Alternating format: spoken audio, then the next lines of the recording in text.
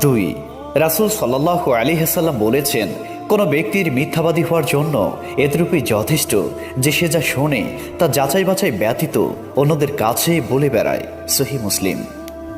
3, রাসূল সাল্লাল্লাহু আলাইহি ওয়াসাল্লাম বলেছেন, যে ব্যক্তি আমার প্রতি মিথ্যারোপ করবে সে জাহান্নামে যাবে। বুখারী ও মুসলিম।